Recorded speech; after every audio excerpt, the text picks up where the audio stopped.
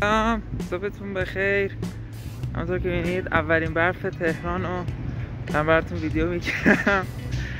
امروز من برای بار 1000م پا شدم اومدم فنی حرفه‌ای برای پیگیری آزمون عملی و برای بار 1000م متوجه شدم که با زود اومدم. یعنی اگر یک وقتی اشتباهی کردیم و خواستین از مسیر هاوسپیلدونگ به این آلمان مثل من، صبوریتون رو در حد عجیب و غریبی بالا ببرید، چون هر مرحله پیگیری اینجا که زوده، هنوز یه 2-3 ماه دیگه کار داره هنوز. برای همون الان من رفتم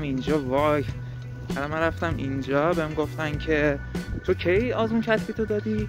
برج 6 و 7 هنوز چیز ندادن، امتحان ندادن. واقعا مرسی، خیلی روحیه خوبی دادی. بعد دیروز پاشم رفتم دانشگاه برای پیگیری که آقا لیسانس من چی شده. چون من کار فارغ التحصیلمو که کردم، بعد گفتن که 2-3 ماه دیگه برو از دانشگاه سوهانک. یعنی هر کاری من دارم رو کوهه، هیچ کدوم تو سطح شهر نیست. از سوهانک برو پیگیری کن، دانشگاه مرکز سوهانک. بعد رفتم، بعد مثلا اونو من بهش دادم، گفت 2-3 ماه دیگه برو. من پس فراش باشم رفتم سوهانک چون به اینا باشه، من حالا درگیرم. رفتم سوهانک، گفتم پرونده هنوز نیومده. بعد من پرو دوباره برگشتم دانشگاه که آقا چه پرونده من نفرسته اینا. خانم دقیقا منو شناخت، یعنی اینجوری بود که تویی؟ مگه من تو نگفتم 2 ماه دیگه؟ خلاصه یه عالمه منو موعظه کرد، یارو من دعوا کرد، بعدش گفت برو بیرون نبینم تا 2 ماه دیگه. خلاصه که من قراره یه هفته دیگه دوباره برم اونجا با کمال پررویی و خلاصه که تو مسیر مهاجرت یک سماجت و صبوری زیادی میطلبه. بستنی داره، اسمش از بستنی جلاتو که خیلی کمیابه، یعنی محصولات کاله و نه خیلی محصولات ایرانی دیگه، مثلا بعضی بیسکویت شیرین عسل هم خیلی رندومن. یعنی مثلا یه سوپرمارکته که مثلا نیجی توش آب معدنی 68000 تومان با پول بده، مثلا اینا نداره. با مثلا یه سوپرمارکت داغون که مثلا تیتاب هم توش پیدا نمیشه، یهو تو یخچالش این هست، مثلا یارو چشش نیده اشتباهی اینو سفارش داده. بعد ببینم اینجا داره. اسنپ کل سوپرمارکت اطرافو گشتم، مثلا اینجا سرچ کردم ژلاتویی که من دلم می‌خواست و نداشت. ژلاتو خامه و زرشک داشت. اصلا قصد ندارم به بستنی 80000 تومان پول بدن که با طعم، اصلا خودش داره میگه خامه و زرشک. اون یکی شاه توته، اون به نظر چه جالبی میاد. چه این مدت من چون ویدیویی نذاشتم راجع به مراحل مهاجرت، چون همونطور که میبینید فقط مرحله صبر، یعنی هولدم نگه موندم یه جای، هیچ خبری از هیچ کدوم نمیشه. یعنی کلهم خیلی دارم خوش شانسی میارم، اصلا یه شانسی بنز. چرا؟ چون که من 4 تا چیز میخوام، 5 تا چیز میخوام برای هاوسپیلدونگ: مدرک زبان، نامه کارفرما، 2 تا مدرک فنی حرفه‌ای و لیسانسم. همه الان به مشکل خورده. دیروز تازه زنگ زدن به من از آموزشگاهی که رفته بودم، گفتن که برای 26 دی آزمون کتبیته. گفتم باشه بزنش، چیکار کنم؟ اونجوری شد. لیسانس هم که گفته 2-3 ماه دیگه. نام کارفرما هم کد من زده زیرش. این یکی هم که گفت حالا 6-7 ماه، یعنی اصلا همه چی عالی داره پیش میره، غمی نیست. لذت ببرید واقعا. گور بابای کارهای مهاجرت. بزنید چی شد؟ پیداش کردم. ژلاتو شاهتوت کاله.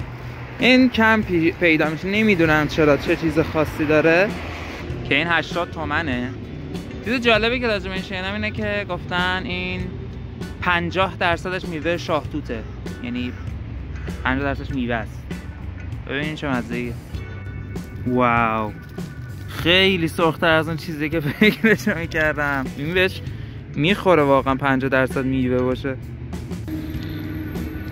من حرفم پس میگیرم، این 50% میوه شاهتوت نیست، این 100% میوه شاهتوته. هیچ بسا مزه شاهتوت میده. این فکر نکنم کالری زیادی هم داشته باشه. 100 گرمش 100 کالریه. خب بچه این خرید افتضاحی نه، اصلا یه چیز برای افتضاحی بود. خود شاهتوت این الان این چیش خواسته که 80 تومن و 100 کالری. آره بچه نخرید این آشغال رو نخرید. 80,000 یک کیم اینو صد هیچ میزنه. این چی آخه؟ من رفتم سوپرمارکت قهوه بخرم برای خودم میخوام گرم شم، بعد این بستنی خریدم الان نه تنها نه قهوه خوردم نه بستنی خوردم، الان گشنه. من مترو نمیدونم چرا انقدر دوره. بچه من رسیدم خونه و 100% از اونجا که نمیدونستم به تاولهای کف پام بگم که کل راهو اشتباه اومدم، راه مقصود نظر. یه دونه بریتانا گرفتم، توش خود کردم اینجوری لایه لایه، بعد هم زدم که یه چنین چیز شکلات شاتوتی در بیاد و باز هم قابل خوردن نیستش این آشغال. و الان خیلی چیزا خوشگلی شده، یعنی واقعا لبند و دلبره ولی افتضاح مزه‌اش، یعنی انقدر ترشه اصلا شکلات نمیتونه ورود پیدا کنه طعمش. آره یه کاسه شاتوت برید بخرید بذارید فریزر، همونو بخورید لذتشو ببرید. من چیزهای دیگه هم بگیرم قاطیش کنم شاید اونا بهترش کنم، ولی یاد ضرب مثل دیگه افتادم که جلو ضرر رو هر وقت بگیریم منفعته، برای همون فکر ما همینجا جلو ضرر رو بگیریم دیگه، بسه دیگه. هم بقدر کافی بهش چیز دادیم، بقدر کافی چی میدن؟ فرصت. فکر کنم بسشه دیگه بفهمید بیرون آقا. مراقب خودتون باشین تا ویدیو بعدی. بای بای.